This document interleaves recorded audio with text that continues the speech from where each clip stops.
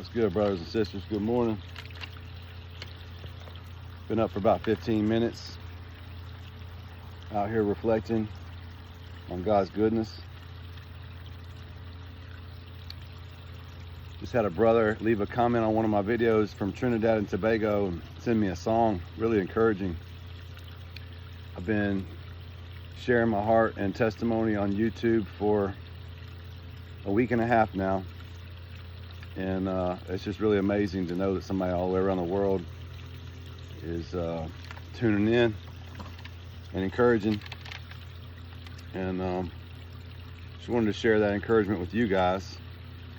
Also, earlier this week, I shared that I was going to meet with a brother, an elder in the church, 81 years old, to talk to an advisor of mine. I just the principle I was alluding to was accountability, Christian principle of, iron sharpens iron, and we confess our faults one to another for healing. The principle is accountability, where we talk about what we're going through, particularly with somebody older, and let them sharpen us up, So I wanted to share just from the heart. I don't have my Bible out here with me this morning, but I was going to share from the heart what he shared with me in reference to dreams and visions. We all, those of us who read the scripture, know that in Acts there's a description that in the end times God will pour out his spirit on all flesh. Young men will dream dreams and old men will see visions. Or is it vice versa? We probably all have different interpretations of what that means exactly. I think in the past I've looked at it and thought a little bit too mystical about it, like it was some grandiose spiritual vision like John the Revelator. And I'm sure there will be those. Definitely there will be those. But also, though, what about a business vision? If you're living for the Lord and you want to please him and you're putting him at the center of your finances and everything else, then by virtue, your business would also put him at the center. So is it fair to say that God gives his men and women business visions? Yeah, of course. Well, this brother shared with me this week as I was discussing with him about visions. What about if you have visions from months, years ago, have not come to fruition? And when it happened, you were sure that it came from the Lord. This can be very discouraging, And like I said, this guy's 81 years old, been through a lot, very successful in business, been on church staff for a lot of his adult life, seen a lot of stuff, a lot of experience, knows the word. What he shared with me was, he's sitting here eating a piece of pizza. This is how he always does it too. Pulls out a napkin and a pen. Have I ever showed you this illustration? Have I ever told you about the death of a vision, the birth of a vision and the death of a vision? No, Pastor Howard, but I'm eager to hear. So he busts out his napkin. I have to go find the waitress and get a pen. He starts doodling. Long story short, what he shared with me, it was profound and it encouraged me so much. Basically, he said you can track all through the scriptures where a man of God gets a vision from God, and it's grandiose. He used Abraham, Joseph, Jesus, and David all as examples of this flow that you see. But he said you can track it with almost every man of God who had a vision. Noah, this would apply to Noah as well, but basically what it is God drops this vision on you. The first thing about it is it's way too big for you to do by yourself. So it's exciting, but it's also overwhelming. It's like, what do I do with this, Lord, And I think in our day, for me particularly, what I was sharing with him is I have a hard time discerning and saying for sure if this vision came from the Lord, I'm just going from the heart this morning, I think a lot of y'all could fall in that same category where you have these visions, but you just don't know if you should move on it. You're not sure. something I've been clinging to for a while. My brother Billy Lord exhorted me when he came to our church not long ago from Romans chapter 12, verse 1, about testing things to find that good and perfect will of God.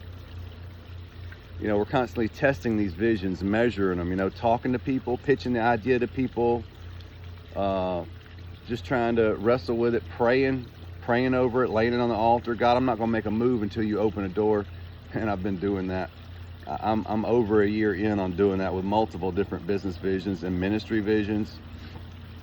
I'm just determined that I'm not going to do anything in my flesh anymore. I'm not going to come up with a good idea and just do it because it seems like a good idea.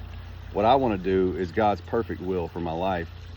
So, sharing that with Howard, and so here's the flow. God drops the vision on his man, and then comes the death of the vision. I don't know if that's the way I would word it, but that's how he worded it. To me, it's more like the vision is dormant. But for Joseph, he got sold into slavery, you know, and it looked like there was no way he was ever going to rule over his brothers and his mom and dad, like the vision, the dream he saw with the hay bales and everything. For Abraham, you know, he's 100 years old, and his wife is saying, hey, go into my handmaiden here. Let's just do this thing on our own. Obviously, maybe that's how God wanted you to, you know, be the father of many nations. You know, here's the part that we all know that's kind of boring and that we don't want to submit to, is that the process in which the vision lays dormant is where God is working in you and building that inner character that you need to have in order to carry the vision. We all know that, and none of us want to sit here and submit to that, but that is the principle at work here.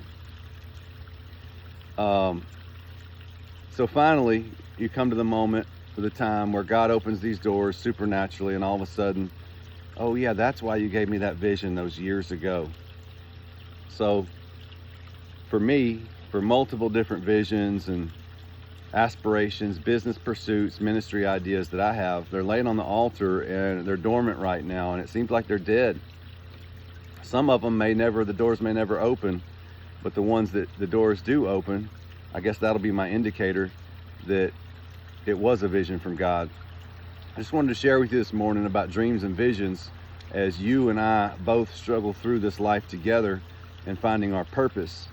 The ultimate pursuit in a man's life, his God-given purpose, to lead his family and his children well and steward them well, yes, but how can I make my mark for his kingdom in this world? I still haven't totally tapped into that, got that cheat code yet, tapped into that deeper purpose, but I'm never going to stop pursuing it. And I want to just bless you guys and encourage you, because I know you're out there fighting the same fight with me. There's men listening to me right now who've had visions in the past, and it seems like it's laying dead. My brother, my sister, remember Joseph? He went into prison, and then the prison guard called him up because he knows how to interpret dreams. He got advanced all the way up to Potiphar's house, and his wife accused him of trying to rape her. Back down into the jail he goes. It wasn't until years later, through unexplained circumstances that were out of his control, that God's vision did come to pass. His vision will come to pass in our lives, my brothers and sisters. Take heart. I'm right there with you. We got to grind in the process, and we got to let the process grind us, shine us up like a diamond for his kingdom. But bless you guys. Keep grinding today. We're going to do this.